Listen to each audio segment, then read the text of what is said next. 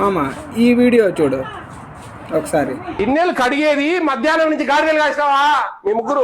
3 వరకు అయిపోయిన తర్వాత ఇప్పుడు ఎంత టైం? 7 దాకా గిన్నెలు అంటూ కడుక్కోలేదంటే ఇప్పుడు అన్నం ఇప్పుడు పెడదాం, 10కి పెడదామా? గిన్నెలు కడుక్కోకుండా తాయి పడుకొని ఉంటారు మీరు. స్నాక్స్ ఇచ్చారా? కానీ నన్ను చూస్తాను, ఇంజనీర్ వంట చేస్తాం, లేకపోతే మీ జీతాలు కట్ చేసే హోటల్ నుంచి తెప్పిస్తా భోజనాలు. ఈరోజు సాయంత్రం స్నాక్స్ పెట్టారా? మామ ఇప్పుడు పెట్టిన వీడియో మీరు చూసారు కదా. ఈ వీడియో వచ్చి విజయప్రతాప్ రెడ్డి సార్ అని చెప్పి ఒకరు ఫుడ్ కమిషనర్ అని చెప్పి సోషల్ మీడియాలో వస్తూ ఉంటారు.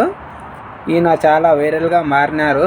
చూడండి ఎంత సెన్సిటివ్గా, ఎంత బాగా మంచిగా ప్రజల కోసము ఆయన వర్క్ చేస్తున్నాడు. అలా మా ఎమ్మెల్యే కానీ మా మంత్రి కానీ వీళ్ళు ఎందుకు చేయట్లేదు?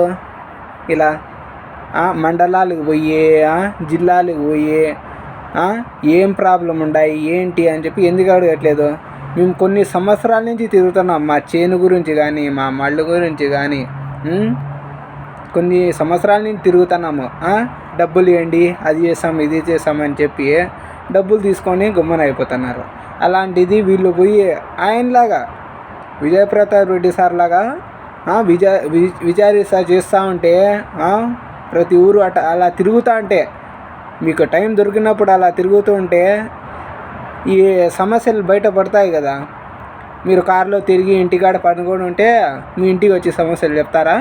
మీ ఎమ్మెల్యే పక్కన ఉండే పిఏ ఎమ్మెల్యే దగ్గరికి రానీడు, మాట్లాడకుండా చేస్తారు.